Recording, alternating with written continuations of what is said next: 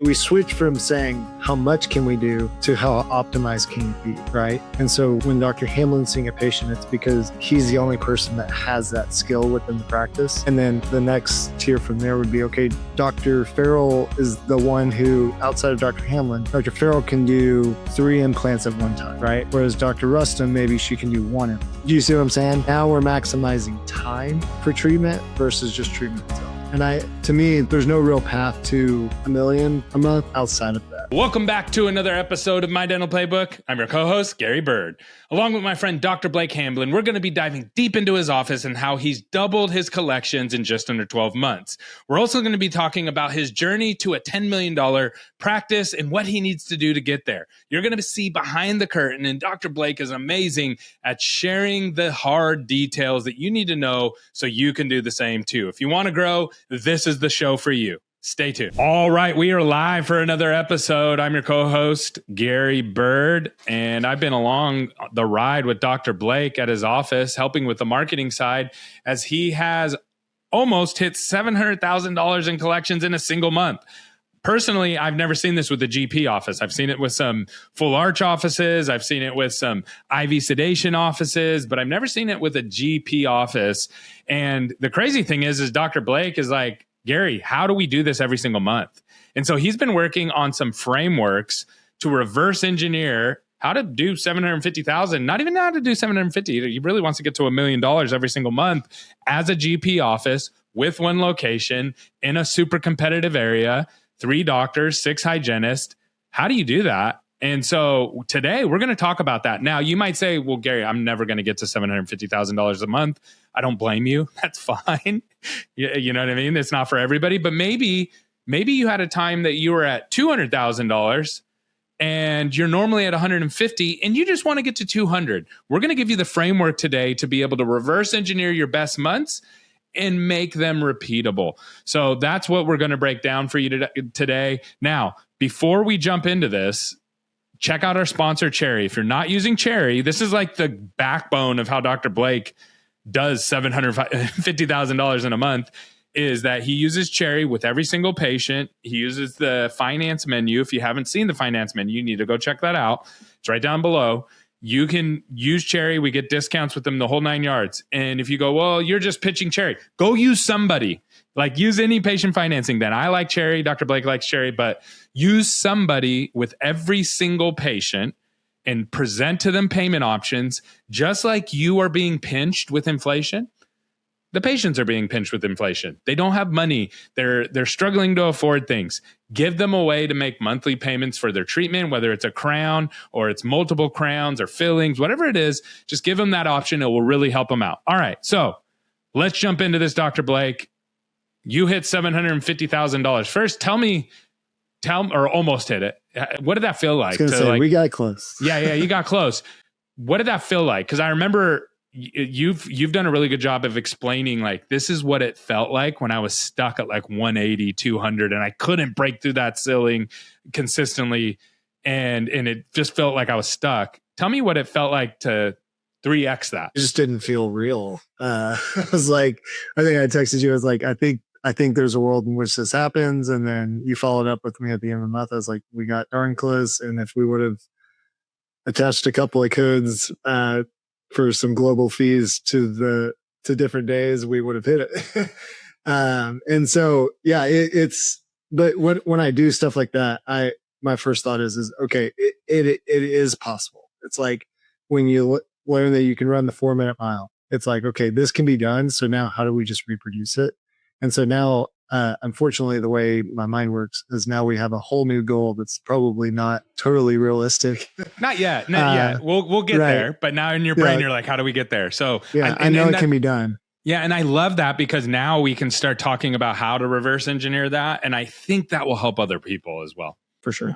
Yeah. And I have a lot of fun thinking about that, even if it's not attainable. I'm like, well, it's attainable. There's enough people looking for a dentist in your area every single month, just on new patients. But you guys are doing a great job of retaining patients as well and building out your active patient number, which if you haven't watched that episode, go check that out. You can go just type in My Dental Playbook, active patients, and you'll see an episode where Dr. Blake explains why active patients are so important, because a lot of dentists don't think that way. But let's look at this. So like, first thing that you need to do, if you're going to hit $750,000 every month, which normally you're not doing that, you're doing about 500. What's the first thing that you need to do consistently to be able to do that? Well, I think just we talked about knowing your numbers, but if in a healthy practice like ours with multiple providers and multiple hygienists, we like to see anywhere from 22 to 25% of our overall production to be hygiene. If that's the case, then we know doctors are pulling their weight. In a smaller practice, and when I say small, I'm really referring more to like a $1 to $1.5 million practice or lower. You actually want your hygiene number to be closer to 30% of overall production.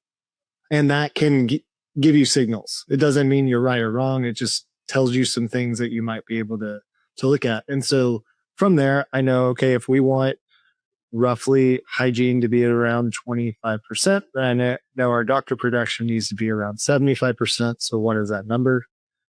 And then same with hygiene. And then I can get even more granular, and I can say, okay, if that's per month for each doctor, how many days are we working? So how much do we need to do for doctors per day, per hygiene? And then that's where the leadership comes in, is you can start to have conversations with your associates and your hygienists. My goal was $1,500 a day for a hygienist, but we hit 1,200. What would it take to add $300? A laser? Take the x-rays that you forgot to take on Miss Julie? There's like little things. And once they start to understand that, then you don't have to micromanage it. So yeah, they're going to go chase those numbers. Okay. So that's right. So working from a baseline number that you need to hit, that's realistic, right? There's really realistic numbers in your office that you can easily stretch by 5%, 10%. And that all of a sudden gets you really close to your goal. So that would be the first place that you start. And what would be, have you kind of reverse engineered that for 750? Like, do you know what that number needs to be? Not yet. I've been too busy since the end of the month handling other things. Yep. Yeah. Okay, good. Okay. Yeah. But I do know. The beautiful thing is, like, as we're growing, I'm starting to think more and more about our doctors and how they stay within our organization. And what that looks like for my clinical schedule, what that means for their clinical schedule. And realistically, having a provider that can replace the general dentistry that I'm doing in a meaningful way, to where they're probably going to take home more money than they ever dreamed they could take home as a provider, to where maybe I really can work 6 days a week, but when I come in, I'm doing $50,000-$60,000 cases every time I'm there. And that's really, like, when you ask how do you get to $1 million, that's what it's going to take. It's going to be a general provider that can be the super GP that I am now. I can become the specialist if I want to be. And then we probably have 2 of those super GPs, and then another 1 or 2 of just what I would call a regular associate that just loves what they do. A bread and butter dentist. Right. Yeah. Perfect. So yeah, you're just back. So one number to back into $1 million is like, okay, 4 dentists each doing this much in production, right? That's right. Yeah. Okay. That's pretty simple. That's straightforward. So find, and it doesn't have to be that. It could be your hygiene department. It could be your new patient numbers. It could be a lot of different things, and you can change it over time. Because I think something that a lot of people miss about a dental office, it's almost like a living organism, because especially if you're a solo dentist, because when you first opened your practice, you weren't as good at treatment. You weren't as good as identifying treatment and finding treatment. You weren't as good at the finished product that you were providing. So there's going to be more work there that you find later as you get more skills. You go, oh, there's opportunities all around me. I didn't even see these before. And then over time, you start to make all your patients very, very healthy. And then there's no problems to fix, because you're like, I've literally fixed everything. There's nothing to do. And so now you need new bodies. So it's like this practice changes and morphs around the dentist and how they do treatment and their skill sets. And as they get better and their team gets better. So you gotta really pay attention, because what one day will be a KPI that you have to hit. The next day it's like, well, that KPI isn't doing it anymore. I need to shift it now. So what else so outside of that, building that framework, what's the other things that you're thinking about that I have to keep doing more of this to hit $750,000 every single month? Well, I think a lot of what you said, I'm in this unique season of personally as a provider of still loving what I'm doing clinically, but also realizing that for us to get to the next level, I can't continue to produce at the level I'm producing. And so for me, one of those things is like if we really do want to get to 750 and my back not break, like it's making sure that my associates can do I so that I can fold time as quickly as possible. So Dr. Farrell's been with us for about 2 years now, and it's been exactly that. Like when he first came in, some of the frustration from him or myself was that, patients wouldn't say yes, or there would be things missed. And that's just normal. And I didn't really know that because he was one of my first associates outside of rehiring the owner that I bought. Um, and so, but as he's learned and as we've learned, is the better he's gotten in communication from us just having conversation in the back office type of deal, or specific training, the better he's gotten at understanding that there is dentistry there and he's seeing that second, third, fourth tier of dentistry that he otherwise wouldn't have seen. Now it's like, okay, how do we get Dr. Rustum to do the same thing, right?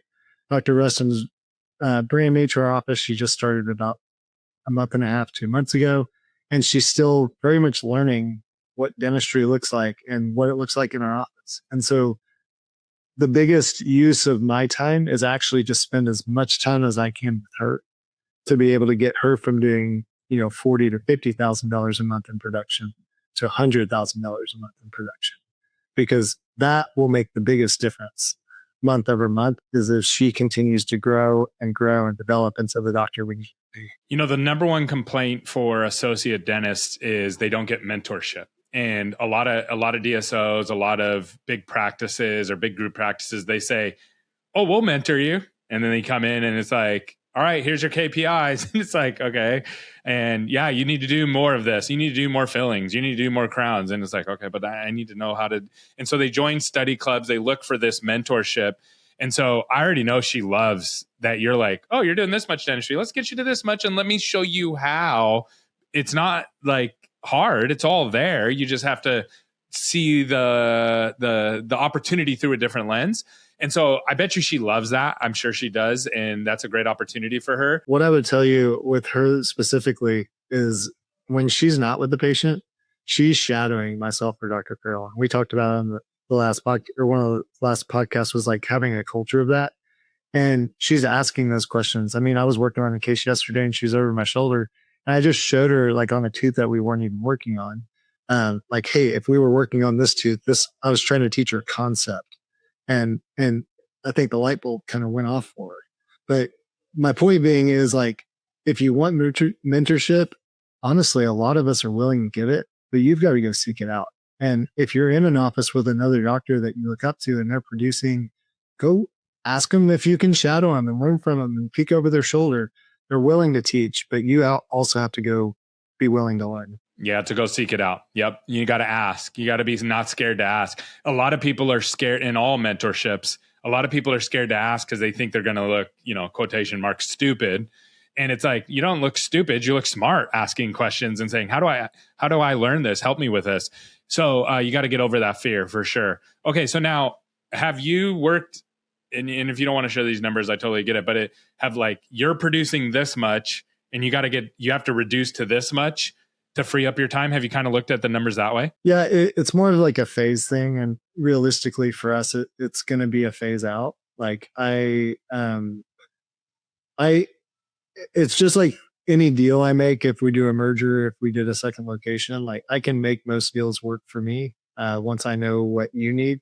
Right. And so when I know like what the goals that Dr. Farrell has for himself clinically, or long-term, what his plans are, it'll help me be able to structure what that would look like. And the beautiful thing is if nothing changed, I would be happy. You know what I mean? And so having extreme clarity on what the long-term vision is, but really realizing how long it might take to get there is something I've really learned a lot about over the past 2 years. For a long time, I wanted everything to happen tomorrow, and you just realize that that doesn't happen. And so, I know, yeah, I know that like eventually, not, I think eventually I would love to be non-clinical, and it's not because I don't like doing dentistry, but it's because I love developing people more, you know.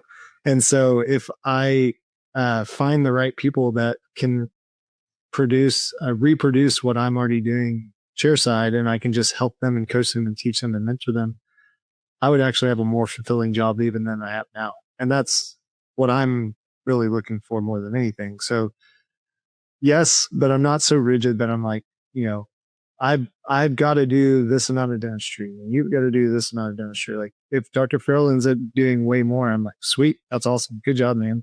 Keep up the good work, because that supports the overall vision. Got it. That's awesome. Okay. So it's more figuring out getting the right players. That's right. And saying, okay, you want to get to this number, you want to get to this number. Okay, now I can phase out this much dentistry and keep my practice at this size. Again, it's just like back to the first point. Figure out what you need to reproduce, and then figure out a system to do that from a number standpoint. There's a really good book if people want to read it, Who Not How. And it's just, you solve problems through people, not through other ways. Now that's shifting a little bit because of AI. So a lot of what we solve now is like, what's the workflow and what can we have software and AI and different things like that do for us, or vendors or different things. And once you figure that out, then you slot in the who's. But for dentistry, it's always going to be a who. It's always going to be, who is the person that's going to help me solve this problem? So I really love that. Now, quickly, before we move on to the next point, check out our mastermind below. If you say, hey, we've been watching for a while, a lot of people DM me and you too, Dr. Blake, like, hey, I watched the show, but I can't figure this out. We have a mastermind for people like you because we've gotten asked so many times for that, and we can't meet with everybody. There's not enough hours in the day. So join our mastermind. It's literally, we priced it so anybody could afford it. It's $299. There's no contract. You can come, just hop in, learn. And if you say, oh, I'm scared, I don't want to talk in front of other people, drop a comment down below. We'll try to help you, and or give us a thumbs up. Make sure you subscribe. All that stuff all helps us, and we can then make more content for you. If you send us podcast ideas, we'll make podcasts about it. So just drop them down in the comment down below. All right. So that's amazing. Is there anything else that you would duplicate or do more of to make sure that you get to 750? Yeah, I think one of the other things that's helped us get to this point is our capacity. Obviously, like you can't get to that number in a 4-out practice, right? And so we're which is wild to think, like we just moved into this place a year and a couple of months ago, but like our availability and ability to say yes to patients has been somewhat untapped. And as we grow, and that's part of what my job is like to think about what the practice looks like 6 months to a year from now. I can see a world in a year from now where we're bumping up into capacity issues.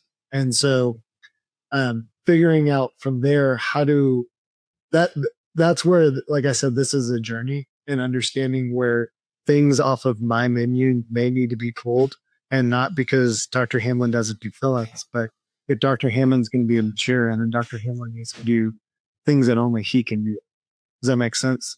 And so if it now it becomes, we switch from saying how much can we do to how optimized can it be, right?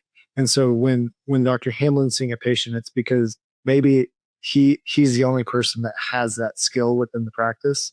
And then the next tier from there would be, okay, Dr. Farrell is the one who, outside of Dr. Hamlin, Dr. Farrell can do 3 implants at one time, right? Whereas Dr. Rustum, maybe she can do 1 implant. Or do you see what I'm saying? So where now we're maximizing time for treatment versus just treatment itself. And to me, there's no real path to $1 million a month outside of that. Like I just don't think it, and with the space that we have, volume's not going to get us there. It's going to be optimization of time. Yeah. Because even if you doubled your new patients, it wouldn't fix it. In fact, you would just start bleeding in the opposite direction. So how do you maximize your time? So how are you planning on moving the associates in that direction? Or the whole it's more team in that? so it's more so me. So it's more so like eventually I don't do class fives or class ones or class twos. Like, and those, just so you know, those are different surfaces of fillings. You're welcome. But like I don't, or maybe I just don't do fillings in general. And So it you're going to benefits move the away practice. from the bread and butter dentistry, give that all to someone else. That's going to open up your mental capacity, and then you're going to go work on other, helping the other dentist be able to do more complex things or systems that help you produce more in the office. So if I can go produce, $25,000 in a 4 hour block, and then still have 4 hours left in the day to where I can work on the business or whatever, instead of me thinking that I'm some superhero because I can prep 3 pounds, it's like, well, so can every other doctor. Yeah. Or, you know what I mean? Yeah. And Yeah. so, Every dentist. Yeah. right. And so that's where I think like eventually there's a world in which Dr. Hamlin doesn't prep Krauser I love or that third person. doesn't do less than two. Yeah. Doesn't do less. Like if there's 2 crowns or less, it doesn't go in Dr. Hamlin's schedule. You know what I mean? So what this, there's a principle in business actually, and it applies to dentistry as well, is that the owner should only be doing the things that the owner can only do. So why do I do podcasting in my company and nobody else does podcasting in the company? I'm the only one that can do it. You know what I mean? And it wasn't like I was like, oh, I want to be a podcaster. It was like, hey, we need to do a podcast and get all this information out there. Raise your hand if you're willing and able to do that. And I was like, well, I guess I could figure it out. And everybody else was like, yeah, I'm not going on camera. So it was like, so it's like, so I spend a lot of my time on podcasts because I'm the only one that can do it. Now, there's a bunch of people who help behind the scenes. There's tons of video editors, tons of them.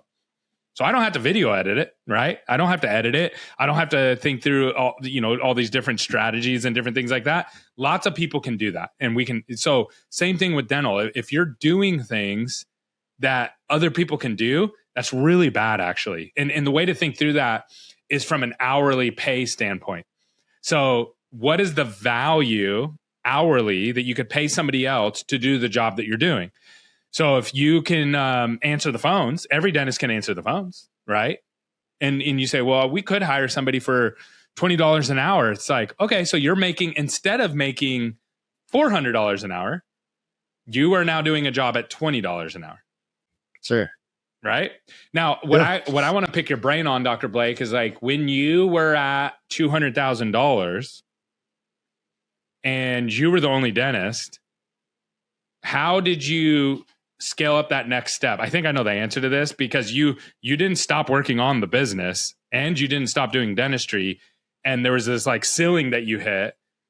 How did you, like, what did you do from a time perspective at that time? It's a great question. And what I was going to say is like, each of these are inflection points that are really scary, honestly. And it's really easy to have this conversation and say, if the value of 1 hour of your time is, let's call it $500, then anything under $500 you shouldn't do, and that includes changing your like this happened to me this weekend. Like we have a generator at home because we live in Houston, and if like it breathes outside, our electricity goes out, and so we have a generator. And when we had twins as babies, my wife was like, you have to get a generator because we can't live in a house that doesn't have power. And so anyways, it was time to change the oil, and I sat there and I was like, well, I could go and I could buy the oil and I could do the thing and I can come and fix it. And that'd probably be like, for me, probably 2 hours later, I'd be done with it. I was like, or I can pay somebody $250 and they can do it. And I was like, that's probably what I'm going to do. But I remember when that was like non-negotiable. It was like, I'm crawling underneath the car, I'm changing the oil, it's going to cost me $40, but it cost me way more. It cost me time that I'll never get back.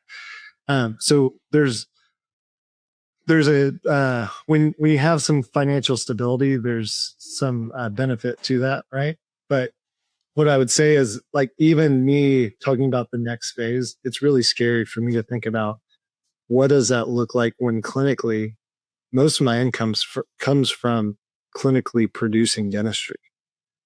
And when you start to say words like go non-clinical, like it sounds really cool, but when you start to think about, well, then how do I get paid? That's really scary, right? And so um, you've got to know that sometimes you've got to take a step backwards to take a step forwards, and Actually, I actually, think it's a requirement in dental when you move from chair to just like yeah, growing the business. I think that yeah, I think everybody takes a step backwards.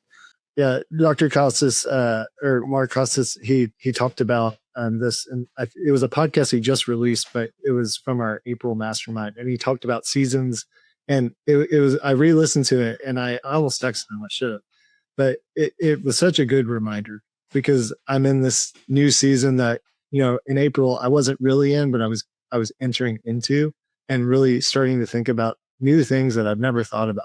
Like how do we build a partnership track within our group so that dentists want to stay and be a part of what we're growing versus leave and go do their own thing, right? Um, and all these things are really scary and confusing, and I don't know what to do. And he said something to the effect of like, you need to be willing to, and if you're not willing to, I'll hold you accountable to be able to step backwards, because you will step backwards to be able to take the massive step forward. And it's hard, but you have to do it. Well, and I think too, just watching you and watching your progress, like before, what I noticed is you worked a lot, like you worked all the time because you were the only dentist, and you were like, I'm getting my CEO time in on Saturday, on Sunday, on Monday night, Tuesday morning, right? Like you were putting in the time to fix things, and but you were doing full-time dentistry as well. And so there was a sacrifice of time before. Now you're in the season where it's like, cool, we're producing all this money. That's great. But I have to take a step back, which means there's going to be a financial step backwards. But the goal is to have a financial step forward in the future. That's all entrepreneurship, though. All of it. Like I've done that multiple times in my business where it's like, hey, we're going to take a step back here, take some less money, put money into this. And that's going to create future opportunities in 2 to 3 years. And if you do it properly, it's really, really exciting. So that's what you have to do with if you want to reproduce your biggest months. You have to go put more money into marketing, hire the person on your team, open the new location, whatever it may be, because that's what's going to actually help you expand into that. And there's a risk involved with that. If you're trying to be risk-free, don't go shoot for the stars. Right. And that's okay. Like what we talked about earlier is knowing your why and knowing your goal. Know what you want to create. Don't go create what I created. Don't go create what Andrew Vallo created. Don't go create what Colin like. Go create what your vision is, because we all, there's different currencies in this world, and that's kind of what I was getting at. Is like, yeah, there's time, there's as money. I get older, I realize that like when you're younger, you feel like, oh, that's just a saying, you know what I mean? But I really am learning time is so valuable. And I would rather make way less money to have more time. You know what I mean? And so, yeah. Yeah. It's buying. There's another thing, and you mentioned it, like doing the generator thing. You buy back time. You have to have money to buy back time. Money is freedom, because money gives you, if I gave you $1 billion or $1 trillion, you'd have all the time in the world, because you were like, I just paid for all my problems and now I have time. But then you have to figure out another problem that actually creates separate problems. So my coach calls money tokenized time. Yeah, which I love that. That's exactly what it is. Of money right there. Tokenized time. Yeah, yeah. If you don't want to mow your lawn, that's fine. You pay somebody else to do it, and they're happy to do it. And that time you now get back. So I love it. I would recommend that you in Houston, you should get solar and get the Tesla batteries, and then you can get rid of the generator and no gas, which is awesome. I agree. I think we jumped the gun a little soon. That was just before I think the batteries were really reliable. So maybe in the next house we won't have a generator, and we'll let Elon power it. Awesome. All right, cool. Have a good one. This is a really good show. Thanks for being so transparent. You bet. Absolutely. All right, peace.